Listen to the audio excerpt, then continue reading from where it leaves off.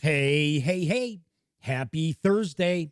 Come on in, pull up a chair, take a load off, because the Gaming Gang Dispatch is in the air.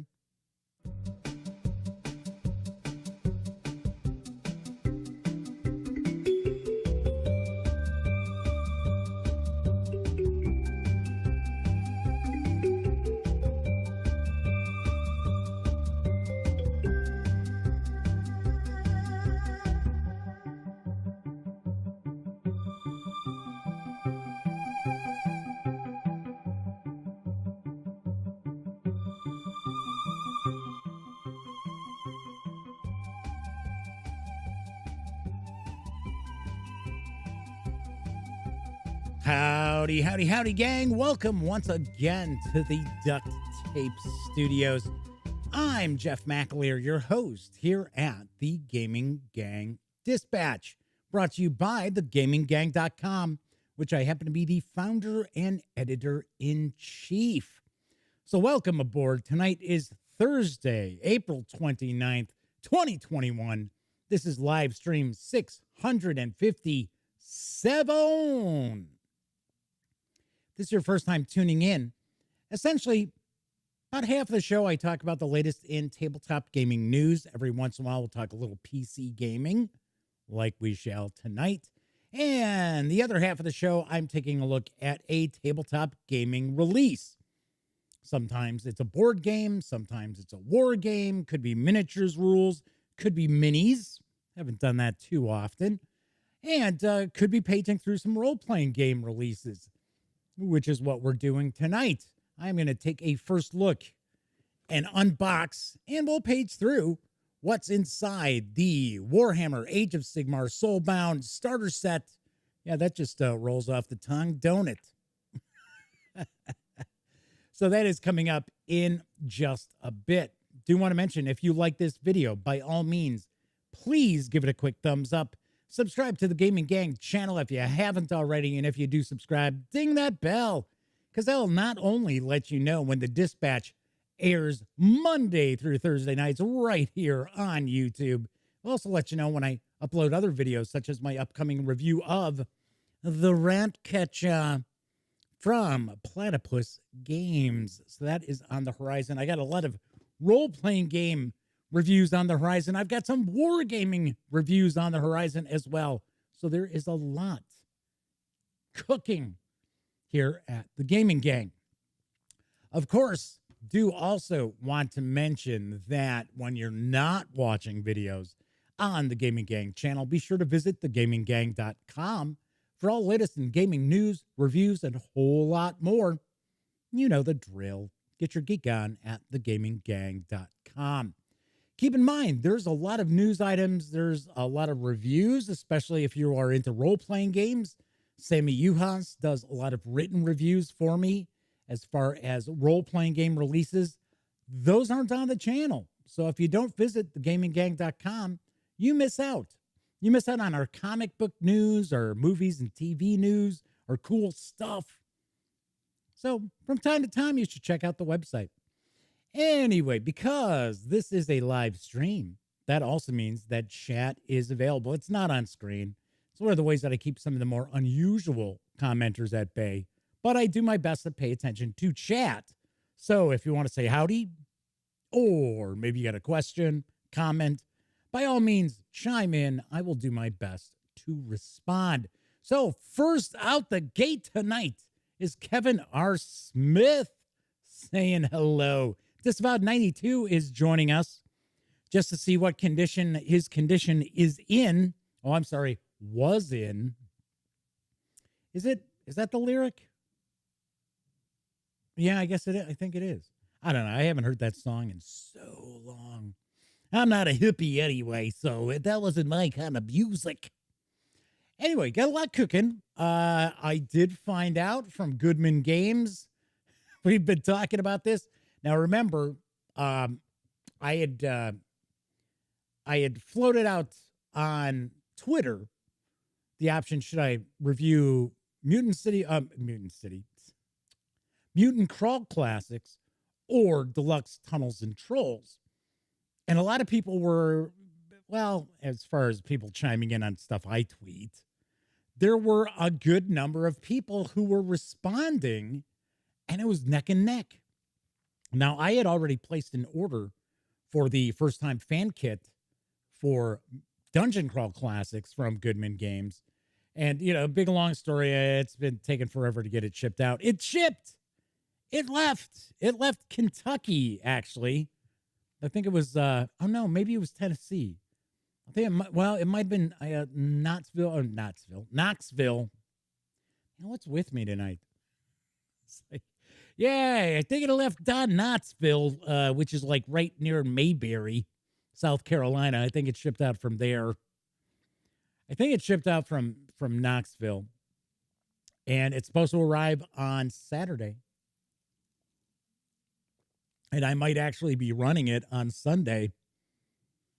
Well. Because, of course, I've already read PDFs and everything. So, so I already got Mutant Crawl Classics. That came yesterday.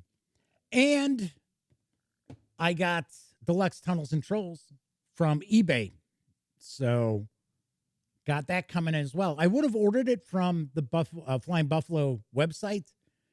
But that website is just so creaky and I don't know. It's really weird. It's sort of, and somebody had told me that I should just send like a payment through PayPal and then and I was like, no. I'm not going to do that. So we got lots of stuff cooking. And of course, at the end of near the end of the show, I'll tell you what's on the horizon for next week as well. So let's jump on into the news because I got a good amount of news tonight. First off, arriving in May from Indie Boards and Cards is the 4th volume in the Sherlock Files series. Here's the skinny on Fatal Frontiers. Are you a modern mastermind detective? Well, yes. Yes, I am. I am a modern mastermind detective. The Sherlock Files Fatal Frontiers includes 3 new confounding cases for you to solve, all taking place in Tornado Town, a place full of quarrels, cowboys, and cahoots. Aren't you in cahoots with someone? I don't know, that just didn't sound right. First, you'll delve into the sordid history of a mine rumored to be cursed.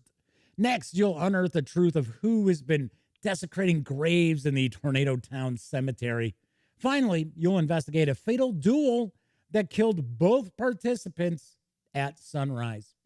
Decipher clues to determine which are relevant to the case and which are not.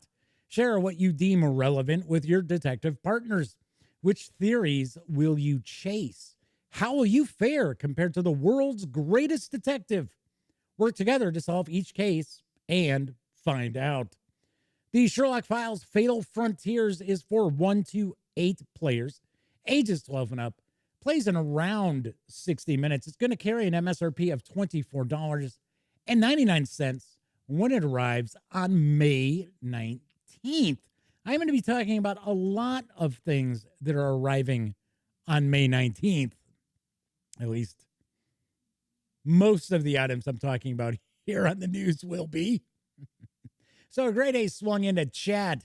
Welcome aboard a Grade A. Good to see you on this Thursday evening, at least Thursday evening in my neck of the woods.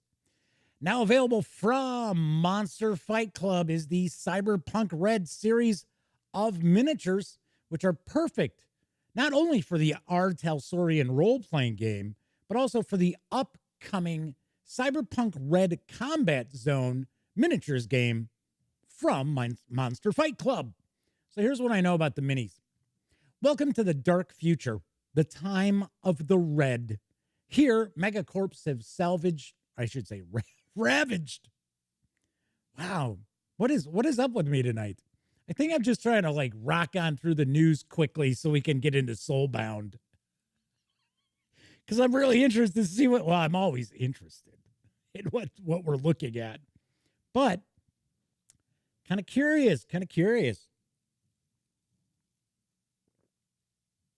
So now Disavow 92 is making Bob Dylan references. Yep, clowns to the left of me, jokers to the right. Here I am, stuck in the middle with you. I actually, when I used to go do karaoke, yes, I know. It's pretty funny. It's been a long time. I used to always do Bob Dylan songs.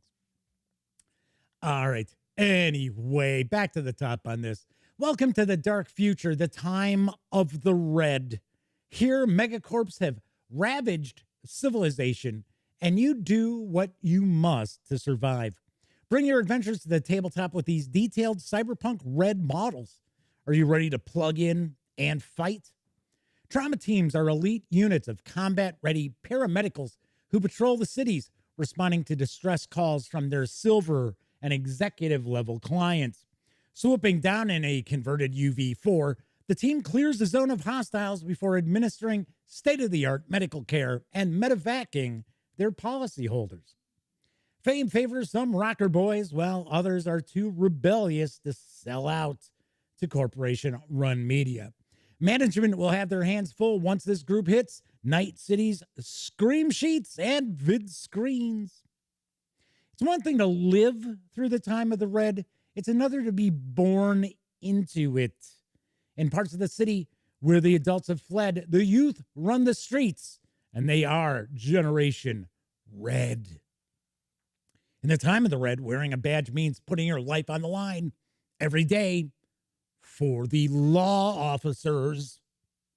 There's a bunch of different 3 mini packs that are available. There's there's some that are 2. The vast majority are 3 mini packs, and we have some various styles or character classes that we have multiple 3 miniature packs. So a lot of variety here that is coming from Monster Fight Club. I think you can order them right now. I'm not positive if they are out in stores just yet. They may also be a May release. I'm not positive on that. But I do know that they are being carried by some distributors now that had not carried Monster Fight Club stuff in the past. So you might see them much more readily in friendly local game stores. Each model is made from durable plastic and does include a base. Each of the packs I'm sharing, once again, as I mentioned, there's 3 miniatures in each, and they do carry an MSRP of $20.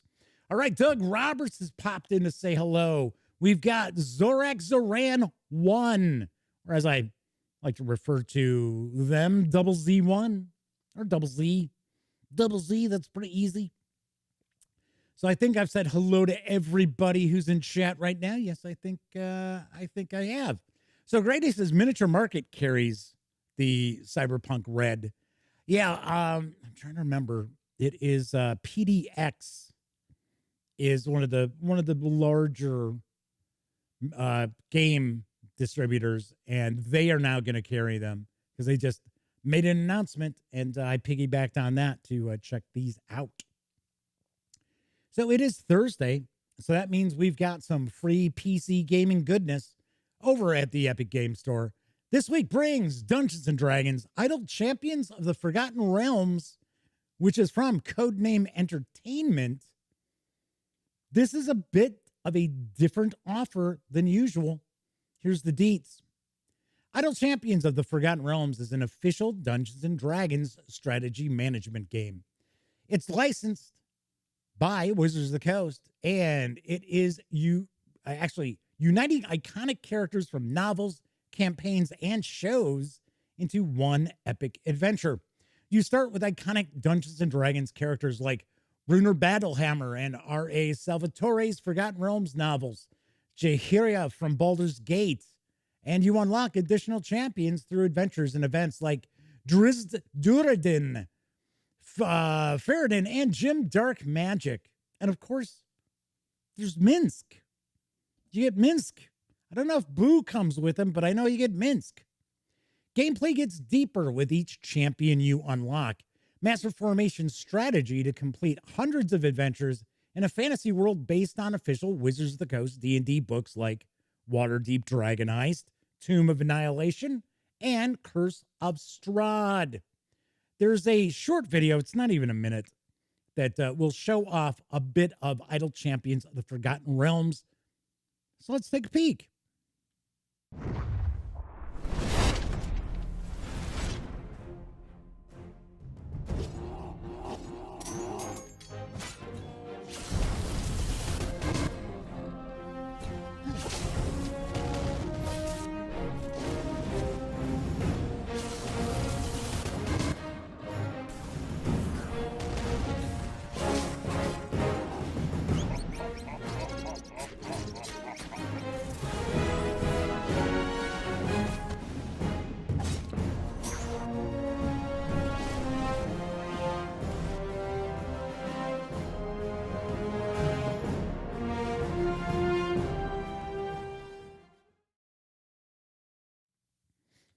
Of course, the game is not in early access anymore. The game actually, I think it was in early access in 2017.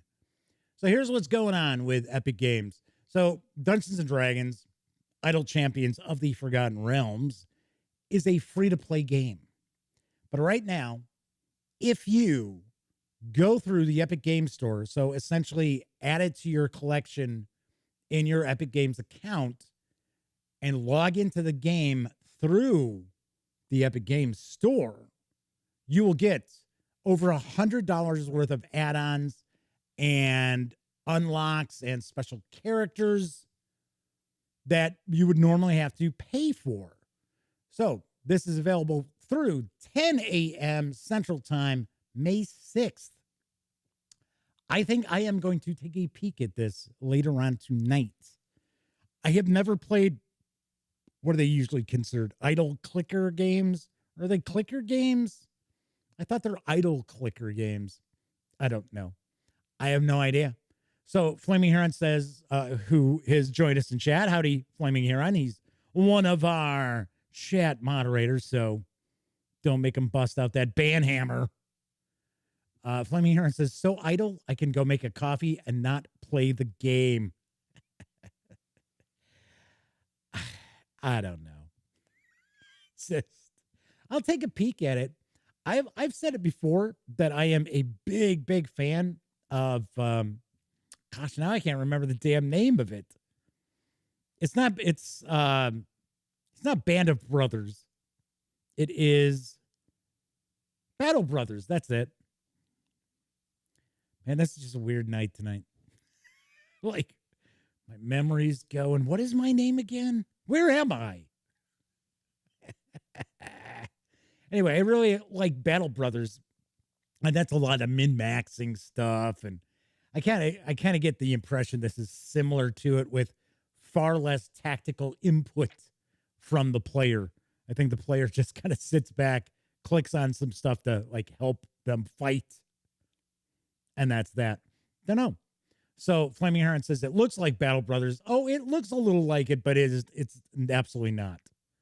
I can tell just because I watched that video, I'm like, oh no. Plus, it's a free-to-play game. Nah. But I mean, I could see where you're min-maxing different characters.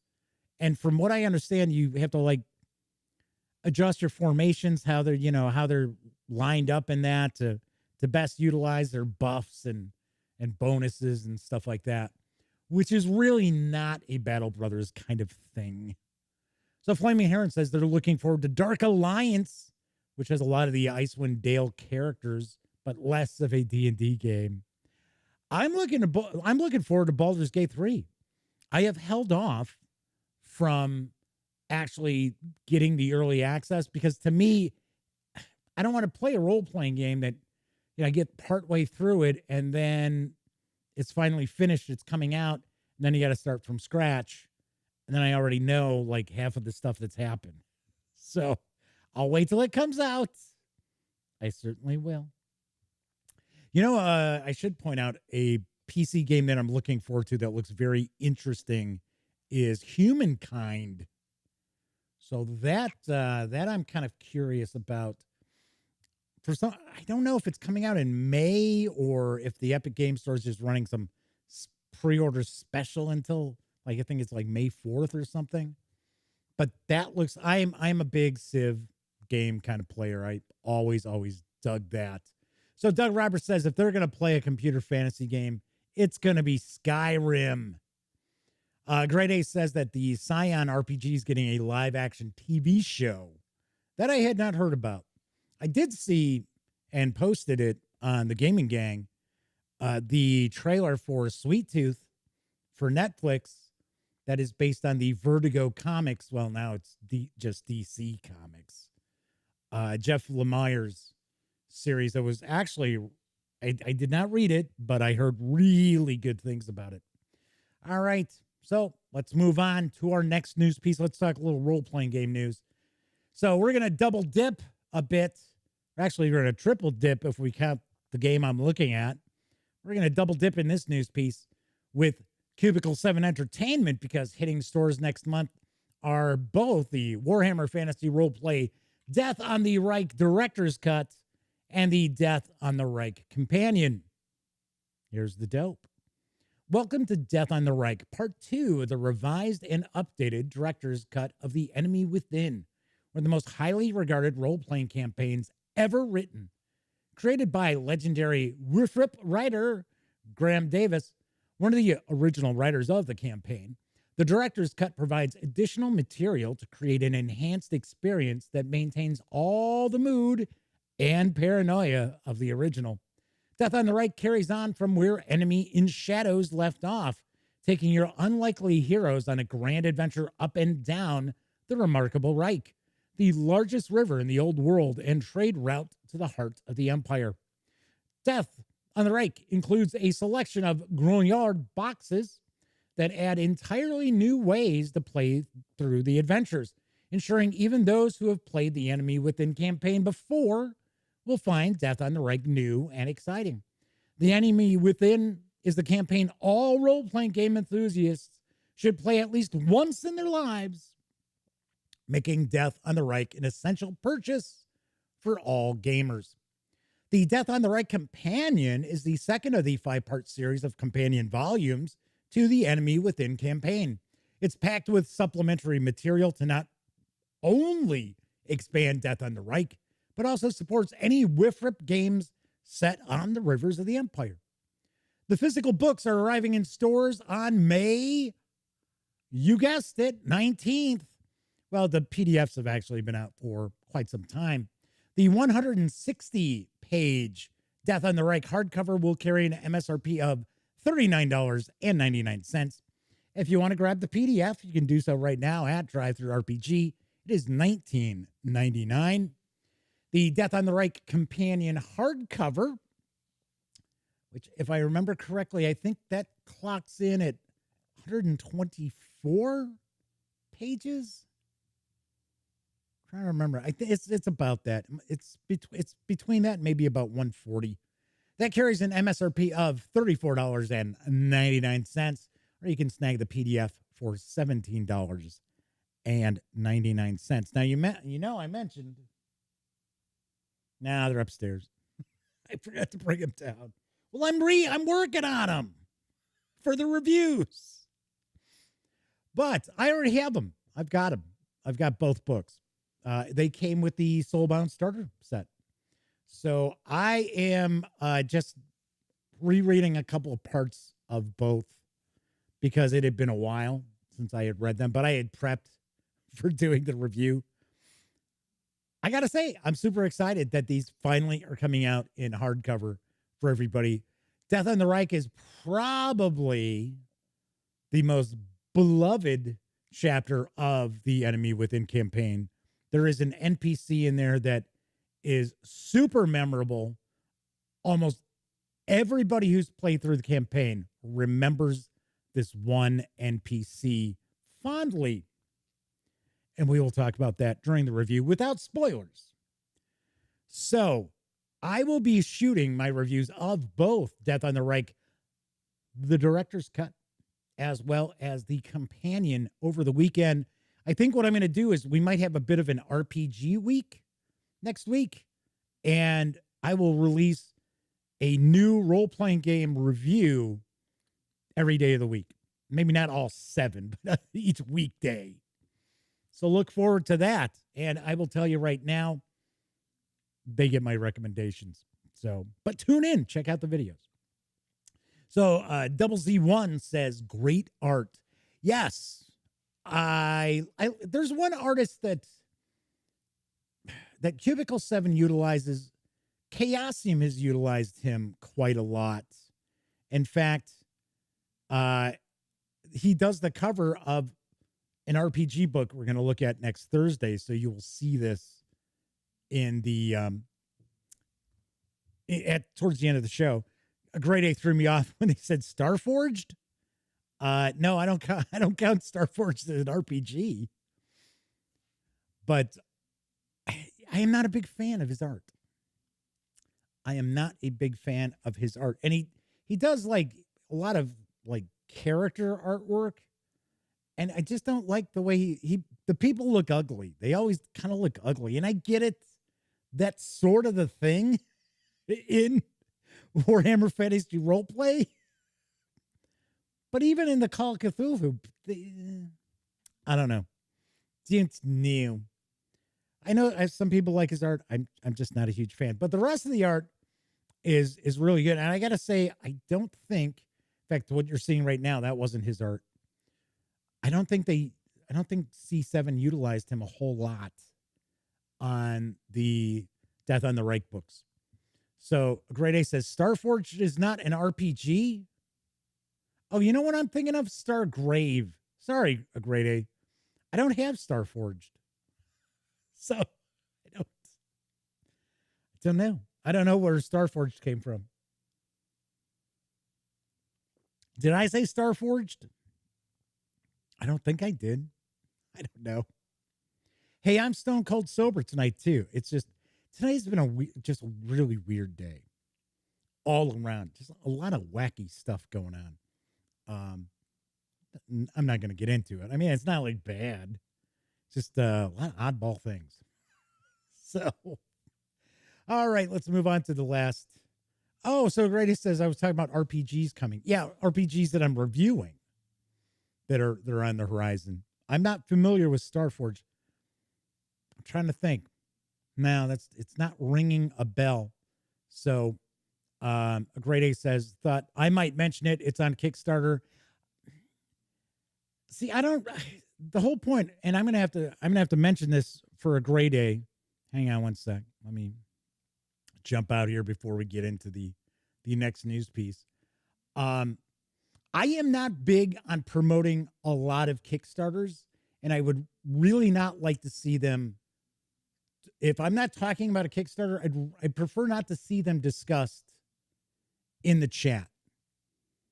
The reason is, and I've said it before, that we got a lot of these Kickstarters, a lot of these companies, they just utilize the same hacks and shills for all of their Kickstarters, and they give nobody a shot. So Sean Tompkins, Iron Sworn. So I covered Iron Sworn when it came out. I don't remember talking about it when it kickstarted. But this is kind of a newer thing because it's just getting to the point where I don't want people using my channel. I don't want them using the Gaming Gang website as a one-way street for promotions. It's, I understand they come to me and they'll ask me to do a news piece. That's fine. I don't have any huge deal about doing a news piece unless it looks like crap. Then I just say, it doesn't really look like it's probably in my audience's wheelhouse or my visitor's wheelhouse. If it looks pretty crappy, I don't want to say, wow, that looks like crap. I don't want to share that.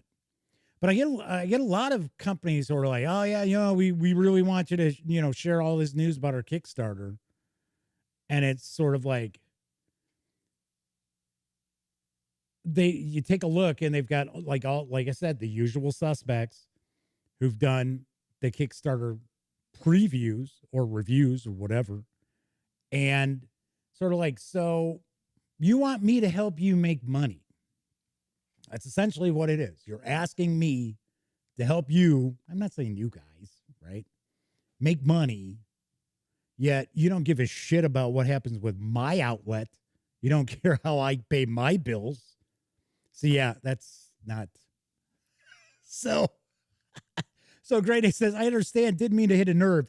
The only reason why I bring that up is a Grade A is always talking about Kickstarters in chat. Constantly. It's like a daily thing. And if it'd be one thing, if it's like every once in a while, it's like we're talking about something and, oh yeah, hey, that designer, he's got a Kickstarter, whatever, something like that. But it's always just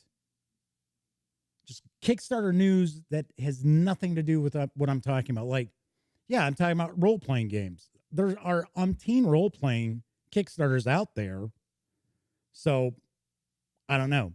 So, I mean, I'm just pointing out, didn't mean to hit a nerve. Not really hitting a nerve. Like I said, Flaming Hero's like, want me to go and ban him? If he continues, yes. And that is no joke. Anyway, so, yeah, so that's that. I'm kidding. I don't mean ban him. Just want to get scared first. Like, I don't mean scared, but go like, what? What? But it's, you know, it's not really like a nerve. It's just to the point where there are so many companies out there who are so lazy when they're putting the Kickstarters together. They just go and take a look to see who's doing what on a game that's similar to their game. They go take a look to see if that Kickstarted or something like that. And then they'll look to see who did the review, and then they have them do the reviews. I mean, there are some people who do the absolute worst Kickstarter coverage I have seen. And they get Kickstarter stuff all the time. And it's just because these companies just don't, I don't know. Who do we get? I'm not talking Dice Tower. I mean, but if you were going to run a Kickstarter to bring a game to market, first people who come to mind are going to be Tom and the Dice Tower. You're going to think of Man versus Meeple. You're going to think of, now I can't even think. See, it's weird. Like I said, this is a weird day today. Now I can't remember his name. I always get his name wrong. So that's why. Rado, because I always call him Rondo, because I don't really pay that much attention, but it's Rado. So, I mean, those are like the people. Oh yeah. Okay. Now, I'm not saying their coverage is bad. I'm just saying it's the same suspects. Now, there are some other people, I am not going to name any names, who their videos suck. I'm not saying like I'm like the greatest person in the world or anything. I'm not even saying I'd like to cover these Kickstarters. I'd like to see other outlets have opportunities. Tantum House is another. Tantum House is another. I mean, Tandem House is just a shill now. I mean, they really are. And I got to be honest, I can't stand the stupid thumbnails that everybody uses. That's why over the next few days, you're going to see me with these stupid ass thumbnails for the show that are going to make absolutely no sense. So Flaming Heron said, yeah, I wondered how many people actually promote the Gaming Gang from Kickstarters. I usually have one running. I have 41 Kickstarters. I done previews of, like videos, things like that. And out of those, 3 did not fund. And 2 of them were because it was just, holy cow, I did not realize what they were looking to get as far as their goal. One of them was called The Keep. I've mentioned this once or twice, maybe before. And it was a backpack for games. And they wanted $1 million. It was like, what? I didn't even see it. I just, they just advertised with me in that. I was like, what? I was like, this is nuts. So Kevin asks, or how many people actually promote the Gaming Gang on their social media? That's another thing that's kind of weird. You'll find that I'll do reviews for games and stuff, and the publishers are like, I'll do coverage, and the publishers just can't be bothered to share it with social media. Worthington Publishing is a prime example. They'll like something. They might retweet something every once in a while, but they don't actually share a tweet about it themselves. I don't know. I have no idea. I've had people ask how come I'm not working like PR for some game company. And I'm like, because there'd be a game that I'd be like, oh, this is, we didn't do a very good job on this. And I wouldn't want to be promoting it. So that's that. All right, let's get on to the last news piece. Because now available in print and PDF from Raging Swan Press is Shadowed Keep on the Borderland for 5e. Here's the latest. A 5e compatible adventure for first level PCs by Creighton Broadhurst. Hidden deep in the Borderland forest, bandits lurk in the ruined castle of a long dead border lord. Their incessant raids draw a band of neophyte heroes to the derelict keep. There they discover fouler, more odious dangers lurk below the ruins. Dare you brave the terrors of the shadowed keep to crush that which lurks within, or will darkness shroud the surrounding lands? Shadowed Keep on the Borderlands is an adventure for first-level characters, compatible with the 5th edition of the world's most popular role-playing game. Designed for the Duchy of Ashlar campaign, the adventure can easily be inserted into a GM's home campaign. Shadowed Keep on the Borderlands is designed for a group of first-level characters. The adventure, once again, is set in the Duchy of Ashlar, which is part of the Gloamhold campaign setting, but once again can easily be inserted into your own campaign world. The keep's location, a bluff surrounded by dense woodland, is generic enough to fit any but the most atypical campaign. Similarly, the one-time ruler of the fortress is nothing but an adventurer made good, and not the scion of some noble house. The Shadow Keep on the Borderlands is a sandbox adventure. The characters can explore the various zones of the keep in almost any order. Thus, the characters will find some areas easier than others, and they may never even discover other portions of the complex. Similarly, there is no time pressure during this adventure. Characters can explore the Shadow Keep at their leisure. If you'd rather run a faster-paced adventure, consider placing a rival group of black-hearted adventurers in the area, also intent on exploring the ruins. That is actually something that works really well. I love having rival groups of adventurers dungeon diving at the same time my player characters are. It can be a lot of fun, and it actually makes a good source of backup characters in case you get a TPK.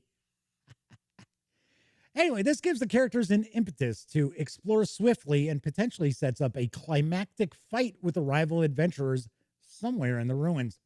Once a party has cleared the keep, the characters can move on to their next adventure, or they can claim the fortress as their own. In this way, the keep can become the focus of an entire campaign as the characters battle to clear the surrounding woodland of enemies or explore the deeper caverns below the keep while repairing the shattered fortress. Characters completing the exploration of the keep and defeating all of its challenges should reach 4th level by the end of the adventure. This 97-page book is available as a softcover through drive-through RPG starting at $14.99. That is the lower quality softcover.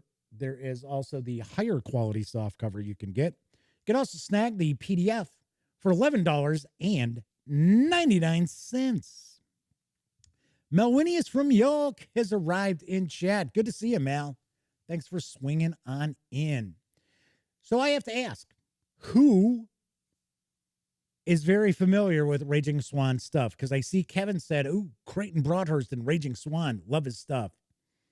I see Raging Swan quite often. I have never actually dove into one of their releases. Part of it, I think, is just the really generic just covers that they use. That it's just a color.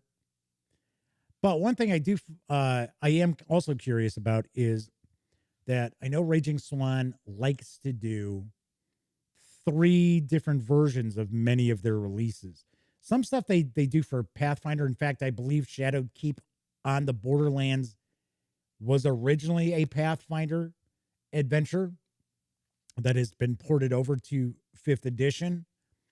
But I know Raging Swan likes to do a 5th edition in OSR, which I think is more aimed towards like Labyrinth Lord or Swords and Wizardry, and then like a completely system neutral release for these. I'll tell you one thing, the cartography looks great.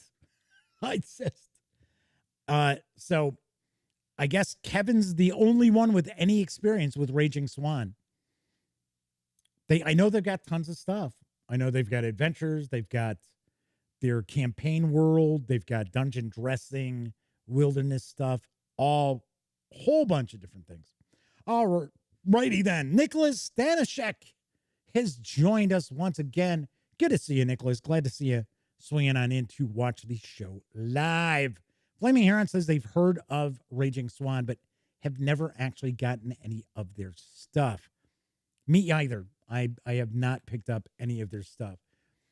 But like I said, I understand that I think a lot of their releases have kind of an old school vibe to them. Just like this kind of has an old school vibe. Especially the name, right? Shadowed Keep on the Borderlands. So, Double Z1 says, never heard of them, but that they live in Soviet Russia. Okay, so let's move on to our next item. Since I wasted time going ranting.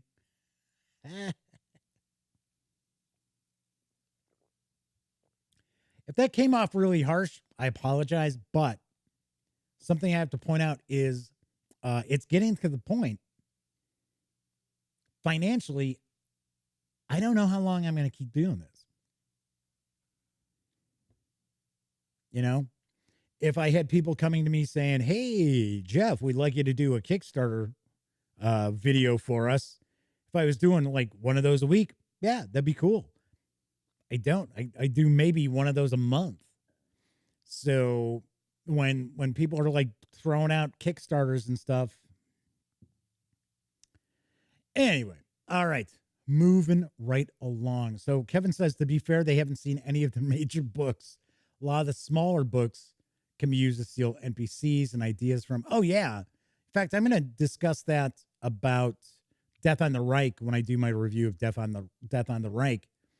Even for people who have really no interest in either Warhammer Fantasy Roleplay or the Enemy Within campaign, they might want to pick it up. Maybe if just in PDF, because there's a lot of cool stuff that the castle, if you're familiar with the campaign, the castle that the characters find themselves at is just crazy. So Flaming Heron says, in regards to Kickstarters, figured you were asking for money now if people want the promotion. It's not necessarily money. It's just, I get a lot of companies that come to me. It's one thing if it's your first Kickstarter, it's your first game. And yeah, it's fine. I'll share the news. Like I said, if it doesn't look like crap. But I have companies that, they're established. They've got a lot of releases out there. They've never contacted me about reviewing anything. And then they're like, hey, we really like you to, share this news. And it's like, no.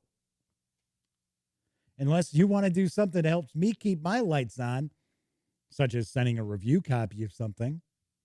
No, why would I? It's,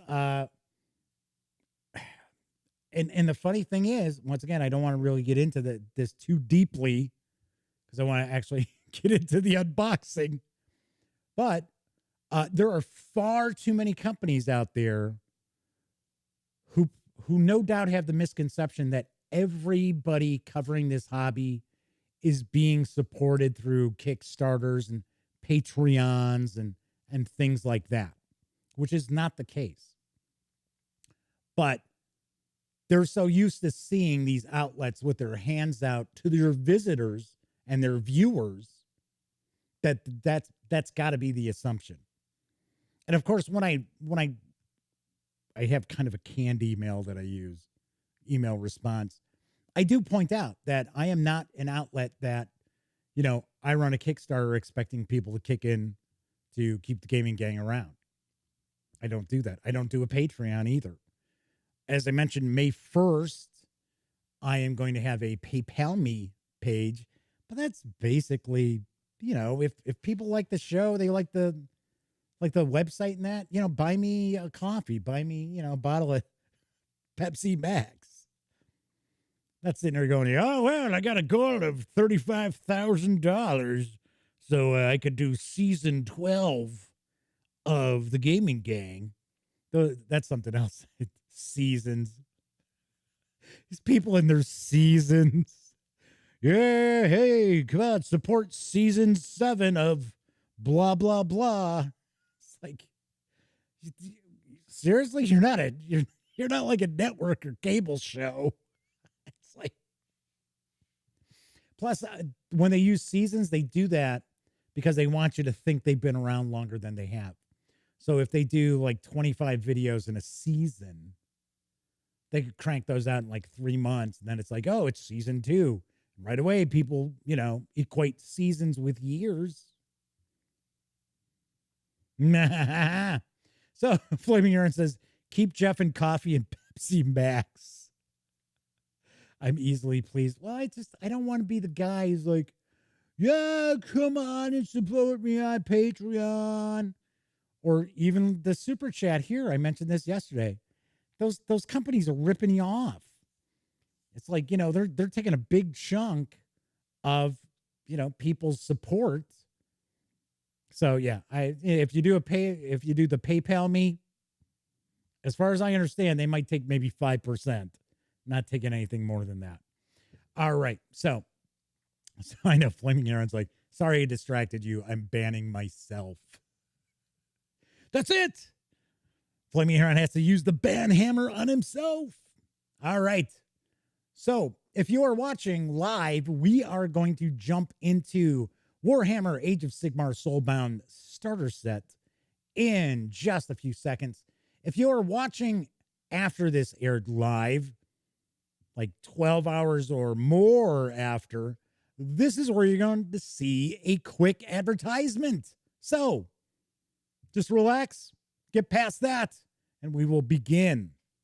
All right. So as I mentioned, I am going to be unboxing and taking a first look at the Warhammer Age of Sigmar Soulbound Starter Set, which is from my friends over at Cubicle 7 Entertainment. This starter set is hitting stores on May. Anybody want to guess? I've only mentioned this date quite a few times. I think this is the 4th time. May 19th. So it is hitting stores on the same day that the two Enemy Within books, Death on the Reich and The Companion, are both going to arrive. So Cesar Perez has joined us in chat. Welcome aboard. Thank you. It's here on time for the unboxing. Unless I go off on some tangent. So anyway, so Melwinius says, I share your stance on Compass games. Yeah. So they just treated me very, very poorly. See, that's another thing. If a company treats me like I'm some sort of an asshole, I'm not. Because I'm not. I mean, I am not here to blow any smoke up anybody's butt. But, you know, I'm not an asshole. Okay, so Caesar says they should be getting 2 shipments from MM by the end of the month. All right. Belvedere says strange bunch. Yes, very strange. If it's the same people, yes, I would say pretty odd. All right. Anyway, this is out in PDF right now. You can get it for $14.99. The physical release is carrying an MSP of $29.99. Gotta be honest, if you can get the physical release, I think that's the way to go at that price. So I do not have like all the authors and stuff like that all set up and ready for us because there's a bunch of them. There's a bunch of artists in that. So what we will do, we will actually at some point zoom in so we can give all those folks some credit. So this is the box set. I am going to get rid of the shrink wrap on the back. If you happen to see my unboxing as well as my review of the Warhammer Fantasy Roleplay starter set, I really liked it. I thought for the $30 you were getting just a lot of gaming content. Really, really good amount. So I'm not going to read the entire back, but let's take a peek at some of it. Begin your perilous adventures in the mortal realms. The city of Brightspear is a bastion of light and civilization in a world filled with violence and horror. The fledgling city provides those who would make the perilous journey there with opportunities unlike anywhere else in the mortal realms. But Brightspear is not the haven of safety that people hoped. The influx of traders and fortune seekers have brought with it gangs and cutthroats. The ancient magical vaults beneath the city have drawn power-hungry mages and scientists keen to discover the dark secrets buried below. And the corrupting influence of Sinich has not left the city. The fate of Brightspear will be determined by its peoples and the heroes that stand to defend it. If they band together and work to a common cause, the city may yet survive. If they give themselves over to mistrust, fear, and hatred, the city will surely fall to the dark gods of chaos. Caesar Perez says, I'm jealous how easy he rips the cellophane off. All right, so I will admit that when I do my unboxings, previous to us beginning them, I've already taken my hobby knife and slit the cellophane, so I don't have to mess around with it. So hopefully this is in focus. It looks like we're in pretty good focus here. Just double checking. Because normally when I look at books, I swap out and I use a different lens. But because I figured we're probably going to zoom in, check out dice and some other stuff, I would leave my my kit lens on the G85. All right, so I will mention that I have not looked at the Soulbound core book. I've got it. Sammy Uhas did a review for it. She's actually doing reviews of quite a bit of the Soulbound series, and she really dug it. In fact, and I don't like to put it this way, but this is pretty much what she said. She was very pleasantly surprised because going in, she's like, I'm not a Warhammer fan. I'm not a Warhammer 40K fan. I don't play those miniatures games. So she thought that she wasn't going to like it. And it turned out she thought it was fantastic. This is epic fantasy. I will tell you that right now. If you want big, epic stories and your heroes are heroes of legend, this is what you want to look at. Before I forget, so my good pal T.S. Lukart over at Cubicle 7 Entertainment busted my chops because when I did my review as well as the unboxing for the Warhammer Fantasy Roleplay starter set, I was like, where's the mini Game Masters screen that they advertise? Where is it? What's going on? I can't find it. Where is it? It's on the back of the box top. So in case TS has an opportunity to see this video, see, I found it this time. All right. So we've got read this first. Prepare to begin your perilous adventures in the mortal realms. So it's going to tell us, what is this game? What's going on? So here we have what's in the box. And of course, I am staying picture in picture up here because when we open up pages and things like that, pirates do not like to see the pages cut off. Although I got to be honest, I mean, this has been out in PDF for quite some time. All right, so it's going to tell us what's in the box. What is this game? What is this about? What are the mortal realms? So my understanding, and I could be way off base here, but my understanding is this is a world where chaos is kind of won, or they're about to win. And there are still some strongholds holding out against the forces of chaos. And the city of Brightspear is one of them. In fact, I believe it's like these shining lights of the resistance against chaos. And of course, your characters are battling that. So here we've got, this looks like a party sheet. Because here it says the party name, who's the members of it. That's kind of cool. So there is Soulfire and there's Doom. So those are some items there. Once again, those are mechanics that I'm not overly familiar with. I believe Doom is a mechanic that the Game Master gets to utilize. Double Z1 is calling it a night. Thank you very much for swinging on by to hang out with us tonight. Hopefully you have an opportunity to catch the rest of the video. All right, so here we have, I'm going to take a guess. These are our pre-gens. Yep. So we have Vel Arturius. So that is one of them here. They did the same thing with the pre-gens for Warhammer Fantasy Roleplay. And then on the back, we had a nice big image of the pre-gen. How many pre-gens do we have? I'm going to take a guess. We got 6. Let's see. Might be. So here we've got Melgra Daneson.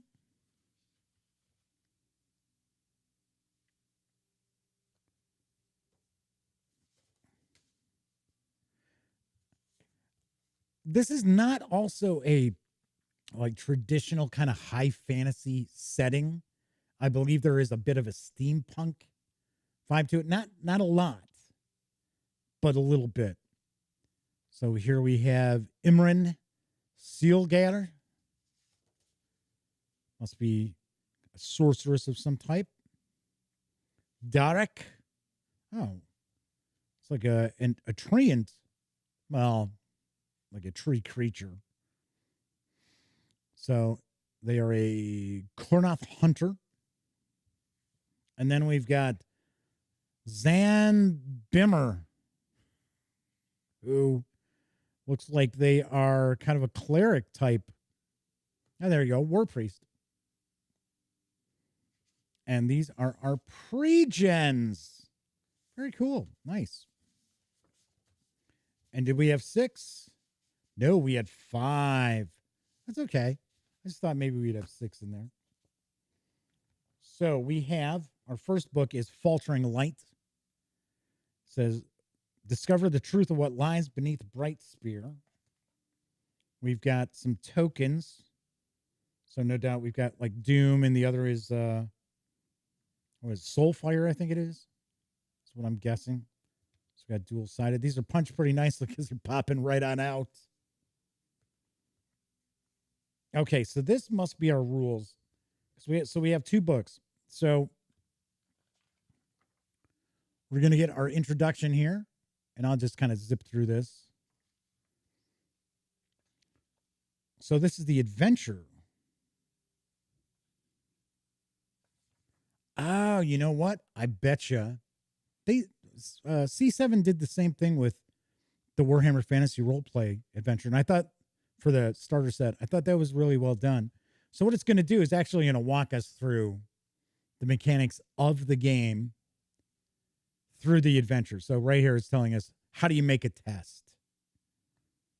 So I wonder if this is a dice pool mechanic, because it is the 6-sided dice, right? It looks like our 6 has a logo for that.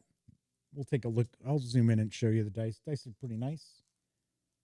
They are, I think they're cut.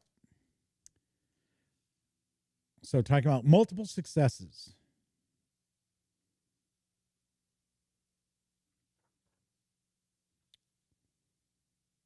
Let's take a look here. All right, so it looks as if,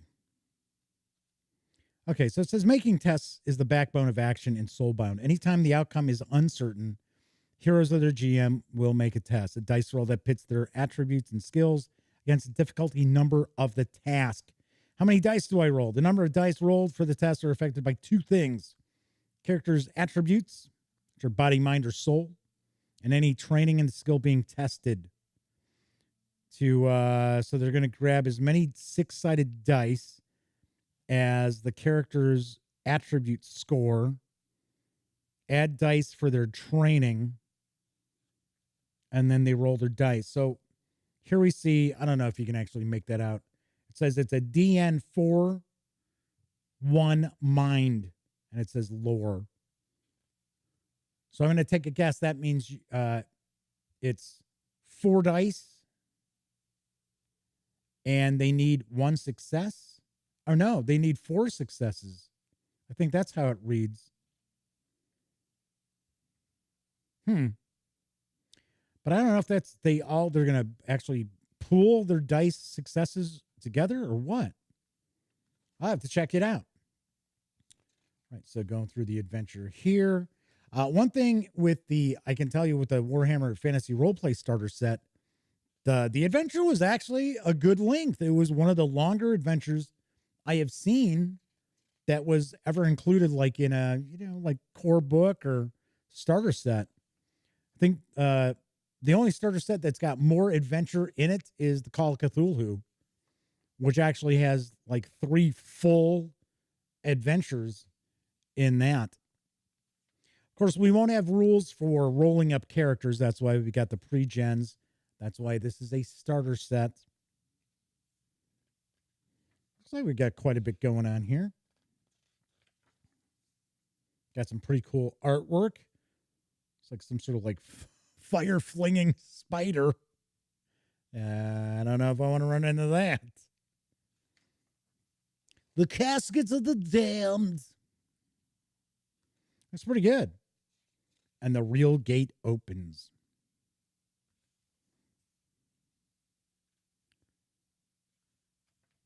Nice. When we have an appendix, it's going to have some NPCs with us here. Ah, boo. No artwork of the NPCs. That's okay. Then we got the Servants of Chaos. And we have some undead as well. So I want to kind of zip through that so you really no spoilers there. So on the back, we get weapon and armor traits, which is also something that's shared with Warhammer Fantasy Roleplay, because Warhammer weapons have different traits to them. But similarities are ending right there. This seems like this is, honestly, a pretty rules light system, which anything that's like a dice pool system usually is relatively rules light. So that is Faltering Light. And then we have, and once again, I know I keep mentioning the Warhammer Fantasy Roleplay starter set, but that was a really impressive starter set. So that's why I'm mentioning it. Here we get a guide. So in the guide for Wifrip, we had the Ubersreich, Guide to Ubersreich. So this is the Bright Spear City Guide. And as you can see, this is a different sort of binding on it. This is the kind of binding that you have on most of your soft cover releases. So as an example, if you pick up, say, Adventure Paths from Starfinder or Pathfinder from Paizo, granted, this has less sheen on it, but it's that same sort of, for some reason, I don't know if it's called saddle stitch or something like that. For some reason that's jumping to mind, but I might be wrong. But the adventure book is a different sort of binding to it. So essentially, this book is the kind of book that you would purchase separately. So Kevin Smith says they actually wish more starter sets had character creation rules like D&D Essentials. Yes. Or the original Dungeons & Dragons starter set. Trying to think. The Pathfinder starter sets do. Pathfinder and Starfinder, if I remember correctly. All right, so we're going to just kind of take a peek through this. So this is a setting book. So this is going to talk about the city of Bright Spear, places of interest. I'm sure it's going to have important places and NPCs. We've got the guide to it here. So with many of the adventures, and Soulbound is getting a lot of support from Cubicle 7 Entertainment. We have had a lot of releases for Soulbound just in the last month alone. We've seen quite a bit. So don't sit there thinking, well, you know, is this going to be a game that's supported at all? Yes. Yes, it is. I will, of course, have a review of this in the very near future. I'll be honest, I've got the PDF for this. Cubicle 7 sent it along. I did not really dive into it like I usually do, so I have a jump start on the review.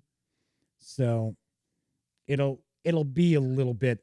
What I am looking to do is try to make sure I've got reviews for all the new Cubicle 7 releases prior to them hitting stores on May 19th, so you have a good idea if they're worth a purchase. I already mentioned Death on the Reich and the Death on the Reich Companion. I really do like they are going to get recommendations. So there is that. So we've got some threats to the city. And we've got a good amount of artwork, but this is not one of those sorts of books where it's just so much artwork that it's just you're basically getting just a lot of fluff. There's obviously a lot of good background and gameable material in here as well. Looks like these are adventure hooks, it appears to me, that you can flesh out. Quite a few of them. We got 8. Of course, if you are familiar with Warhammer Age of Sigmar, then you already have all, know all the backstory, all the history, all the fluff. I do not. I'm lucky I know a bit about the old world, and that is essentially from actually having first edition Warhammer Fantasy Roleplay, picking up White Dwarf back in the day when it wasn't just all miniature stuff. And, of course, 4th edition Wifrip as well. So we got quite a few of those. And then, for some strange reason, we have an advertisement for the starter set. So this is no doubt something that is available on its own as well. So I do not see any sort of code or anything, any kind of bar on the back that shows it. So Caesar says that they love Cubicle 7 starter sets, but Paizo actually has the best starter sets, and they include a lot more. They are a little bit pricier. So if I remember correctly, once again, could be wrong. I mean, it's been a while since I did my review for the Pathfinder one, which once again, I agree. I thought it was great. That's why I gave it a really good review score. If I remember correctly, I think those are $39.99. So I think they are a little pricier. All right, so we've got a map. Got a little ad for the core book, which I will get around to doing a review of that. We've got some reference sheets. So we got a combat reference sheet.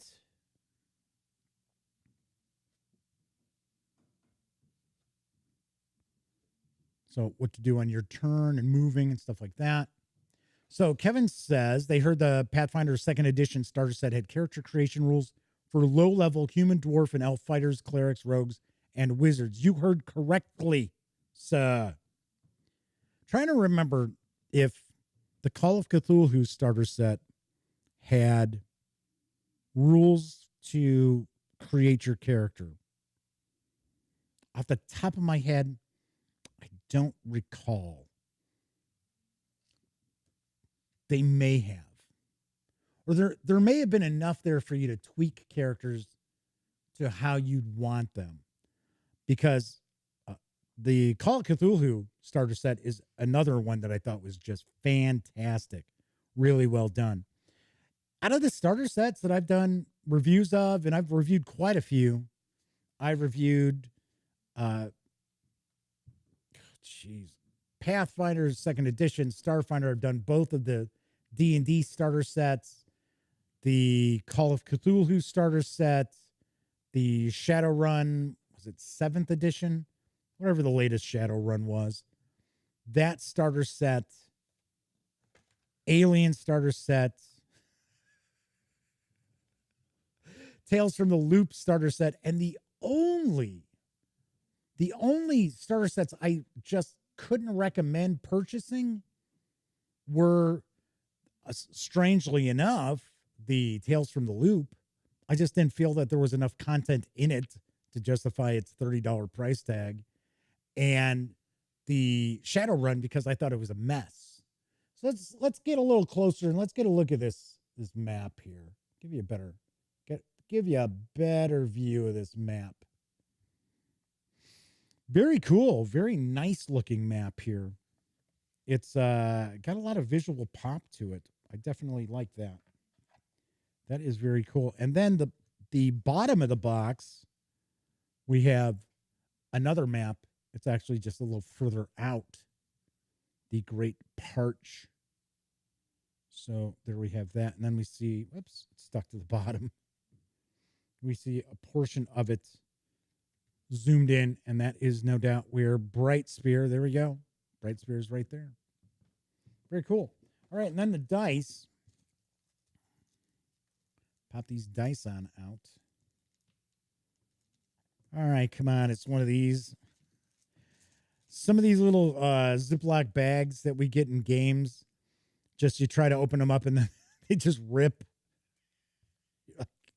Come on, I'm trying to get this open. Trying to get it opened. Flaming Heron says, yes, it was 6th edition Shadowrun. Yeah, that was the one. I just, for one, it was kind of a mess. It did not have a very good editing job done with it. But I also didn't think that had a ton of gameable material. Cyberpunk Red, that was a pretty good starter set. I like that. I wish I had an opportunity to actually get the physical core book to review it. Sammy reviewed the PDF, so we do actually have a review of the Cyberpunk Red from our Telsorian Games. So these are the dice. They are cut. Although, yeah, this is cut too. A little symbol that has like a key on it. Must be the 6. Yes, it is the 6. So it's basically the way this is operating. I'm taking a guess. You need your 6s. A 6 is a success. And remember, we had like a dice pool, so you might be rolling 4 dice. Oh, there's a success. Hopefully, I only need 1. So we got the dice, and we have 8 of them. Nice. Cool. I wonder if these are from Q Workshop. Because if I remember correctly, the starter set for Warhammer Fantasy Roleplay, which uses percentile dice, were Q Workshop. They're actually very cool. So we got a little ad there. We've got the player aids as well as the maps. We've got the Bright Spear City Guide. We have Faltering Lights, which is actually a pretty long adventure. It looks like there's quite a bit going on in it. Should keep you entertained at least $30 worth, I would say. We've got the tokens, the 5 pre-gens, the read this first. We got the dice. And of course, we also have T.S. Lukehart's favorite part of any of the Cubicle 7 starter sets, the mini Game Master screen on the back of the box. And that is what we find when we take everything from the Soulbound starter set outside the box. Oh, you know what? We forgot to do, and I promised I would do this. Yeah, we got a couple of minutes. It's Thursday. It's my last show of the week. We'll go a little bit longer. I'm sure I'll get a thumbs down here or there because of it, but, you know, it is what it is. Let's take a look at who we can give credit for this. Watch. It's going to say Game Master screen, T.S. Lucart. All right, here we go. So we've got Jacob Rogers, who did our illustration or cartography. Oh, Daniel Kovacs did some cartography. He does a lot of Dungeon Crawl Classics. So we've got our illustrators here, graphic design. Very, very nice. There we go. T.S. Lucart, my good pal. Of course, Dominic McDowell is a friend of mine as well over at Cubicle 7.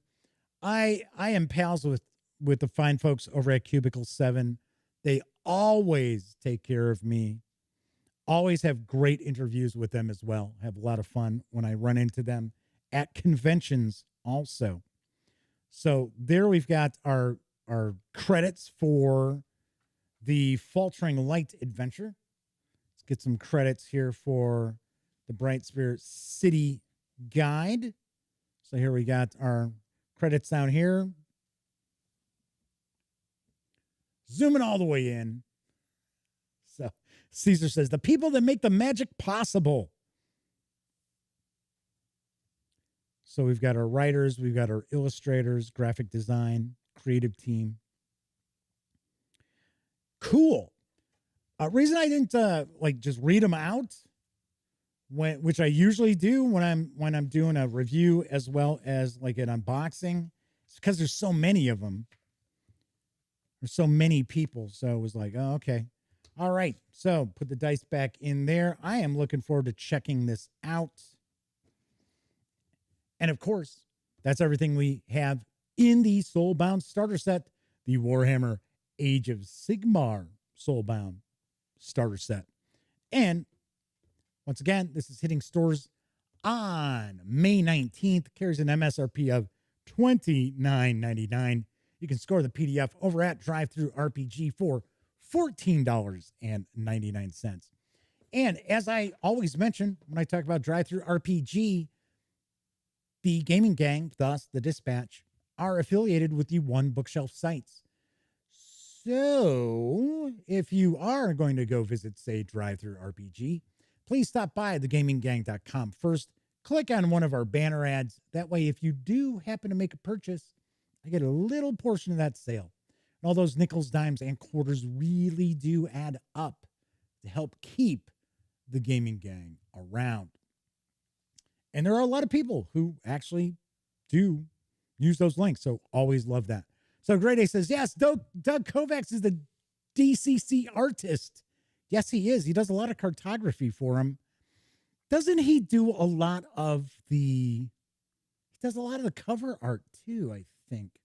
All right. So finally, all I got to do to wrap up, let you know what's on the show next week. So on Monday's show, we are going to take a look at the Not Alone lineup from Stronghold Games. So we're going to look at the core game, the Sanctuary expansion, and the Exploration expansion. Then on Tuesday's show, we're going to take a peek at the family-friendly Dragon Realm from Game Right Games. On Wednesday's show, it is usually wargaming on our Wednesday shows. I am going to take a first look at Barbarossa, which is a card game, which is available through Japanime Games. And this is the edition that has historical artwork, because there's another edition that's a bunch of like anime fan service kind of art. So, and then on Thursday, we are going to start diving into some of the Call of Cthulhu goodies that arrived from my pals over at Chaosium Inc. We're going to take a peek at Reign of Terror, which actually has a bit of a tie-in into Horror on the Orient Express. This is the artist I'm talking about. Now, see, now this piece of art, I like this piece of art, but this artist, it's not personal. It's just Their art style with faces and that, I'm just not keen on. Let's see. Let's see if I can find an example real quick, and then we will call it a show. And it looks like, okay, here we go.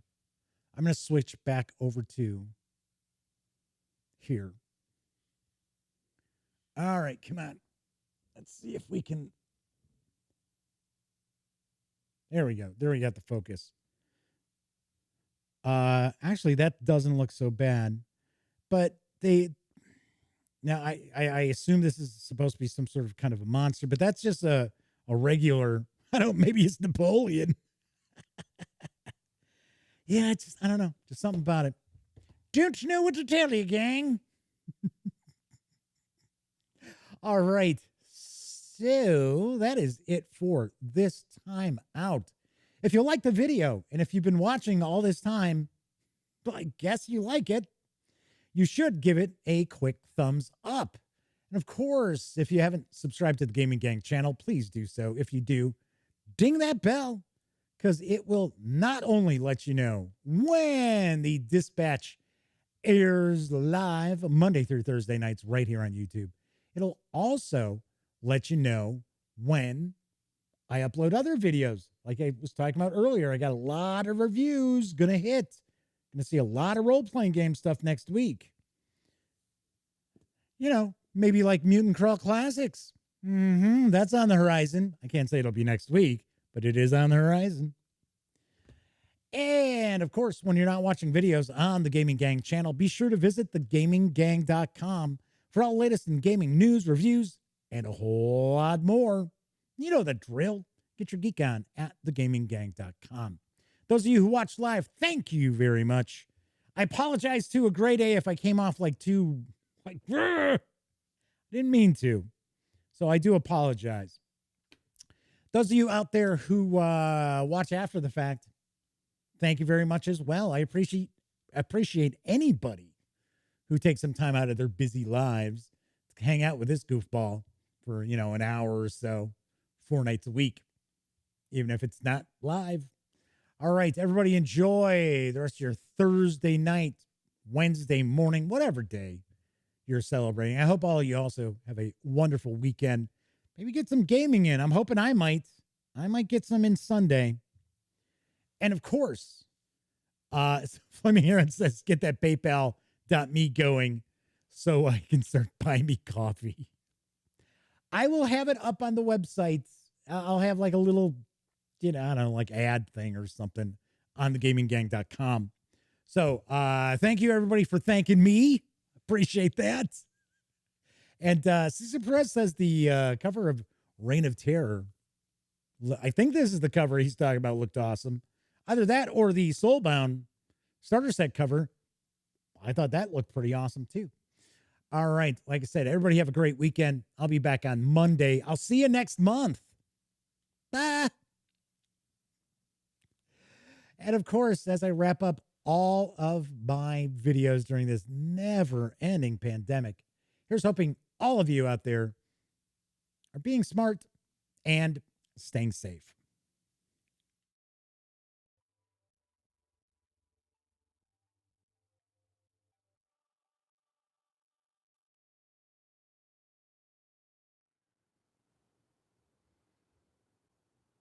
Oh, hey, you're still here. Well, if that's the case, by all means, if you haven't subscribed to the Gaming Gang channel yet, click right here. If you'd like to see the latest episode of the Gaming Gang Dispatch, click right up there. And if you want to trust YouTube's algorithm to give you something to watch, click right there. Once again, thanks so much for watching. And everybody, please wear a mask.